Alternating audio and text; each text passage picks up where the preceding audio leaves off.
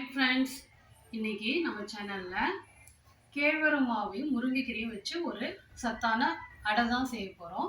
இதுக்கு என்னென்ன பொருள் தேவைன்னா 200 கிராம் அளவுக்கு கேழ்வரகு மாவு எடுத்திருக்கேன், 1 கப் அளவுக்கு முருங்கைக்கீரை எடுத்திருக்கேன், காஞ்ச மிளகா ஒரு 10 நம்பர், ஒரு வெங்காயத்தை சின்னதாக கட் பண்ணி வச்சுருக்கேன், உப்பு தேவையான அளவு, பெருஞ்சீரகம் 1 டீஸ்பூன் அளவு எடுத்திருக்கேன், ஒரு 10-12 அளவு பூண்டு எடுத்திருக்கேன். இப்போ மிக்ஸி பவுலில் காஞ்ச மிளகா, பெருஞ்சீரகம், பூண்டு இது மூணுத்தையும் நல்லா நைஸாக அரைச்சி எடுத்துக்கணும். இப்போ இதை அரைச்சாச்சு. இப்போ இந்த கேழ்வரகு மாவோட வெங்காயம் சின்னதாக அரிஞ்சு வச்சுருக்கேன், அந்த வெங்காயத்தையும் உப்பு தேவையான அளவு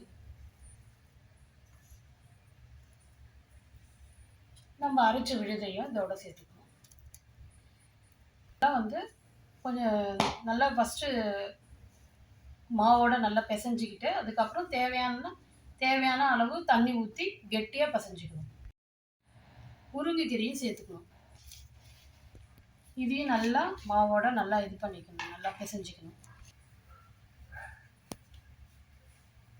இப்போ தேவையான அளவு தண்ணி ஊற்றி கெட்டியாக அடக்கி தட்டுற அளவுக்கு நம்ம கெட்டியாக பிசைஞ்சிக்கணும். அதை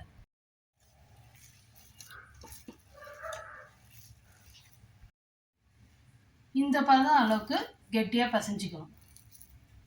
இந்த அளவு எடுத்து நமக்கு தட்டி எடுக்க வேண்டியதான். அதை அடுப்பில் வச்சு தோசைக்கல் நல்லா காஞ்சதுக்கப்புறம் சின்ன சின்ன உருண்டையாக எடுத்து நல்லா தட்டிக்க வேண்டியதுதான். இந்த அளவுக்கு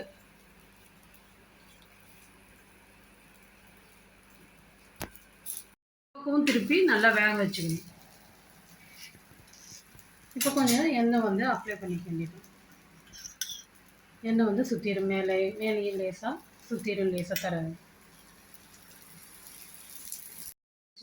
இதை எடுக்க போகிறப்ப இதே மாதிரியே நம்ம எல்லா கேழ்வரகு மாவையும் நம்ம போட்டு எடுக்க வேண்டியதுதான்.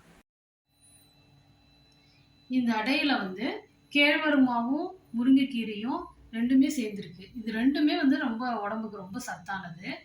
இதோட இந்த கார சட்னியும் வச்சு சாப்பிடும்போது ரொம்ப சுவையாக இருக்கும். இதை நீங்கள் சாப்பிட்டு பாருங்கள். இந்த டிஷ்ஷு உங்களுக்கு பிடிச்சிருந்ததுன்னா எங்கள் சேனலுக்கு சப்போர்ட் பண்ணுங்கள். Thank you.